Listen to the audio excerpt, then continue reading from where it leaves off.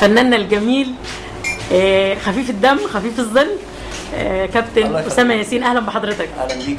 اهلا بيك. انت طبعا احد النجوم المشاركين في برنامج نقطه ومن اول السيرك، وليه الشرف بصراحه في العرض الجميل اللي بيتقدم في الوقت الحالي.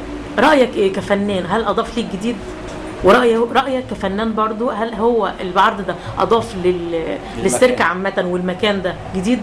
هو ده اعتقد يعني الوضع اللي احنا شغالين بيه في الوقت الحالي هو ده دلوقتي في اوروبا كلها او في الدول المتقدمه بالنسبه للسيركات. احنا بس اللي كنا انحرفنا شويه وكنا على نمط معين، لكن الحمد لله قدرنا نبقى على اول السطر في التحديث. جميل. يعني عايز تقول ان احنا كده مواكبين التطور اللي بيحصل بره، اللي هو في جميع السيركات. هي عباره عن فكره وبتكون بقى فقرات من السيرك بالشكل الدراما اللي بيبقى موجوده او بالشكل بتاعنا. طب كفنان بقى، انت قلت ده كان للمكان وكان للسيرك، كفنان انت شايف ان هو اضاف لك انت جديد؟ والله هو اضاف لي طبعا. يعني اما انا اشترك في عرض زي ده بيبقى حاجه كويسه في رصيدك. طبعا في رصيدك طبعا.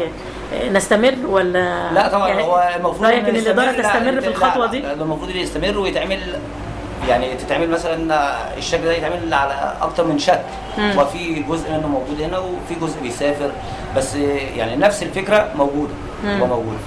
عايز ان في ناس ما بتقدرش تشتغل في الوقت الحالي، فهيقدر يسخرهم في اعمال خفيفه من داخل العمل ده.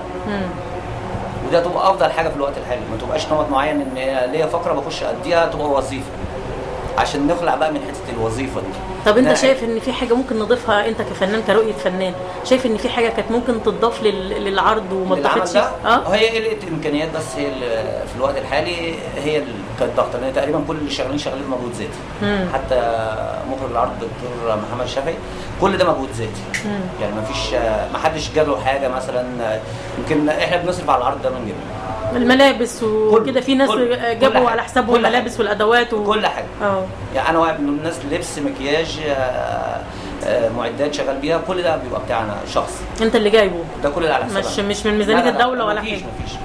كل ده على حسابنا. يعني نقول لوزاره الثقافه نظره للسيرك القومي، يعني من غير تلسكوب بس، يعني نظره مركزه، يعني نظره مركزه، محتاجه نظره ان الناس دي بتصرف من جيبها. يعني احنا بننتظر مرتباتنا وبننتظر اي مكافآت او اي حافز لينا علشان نجدد من حاجتنا.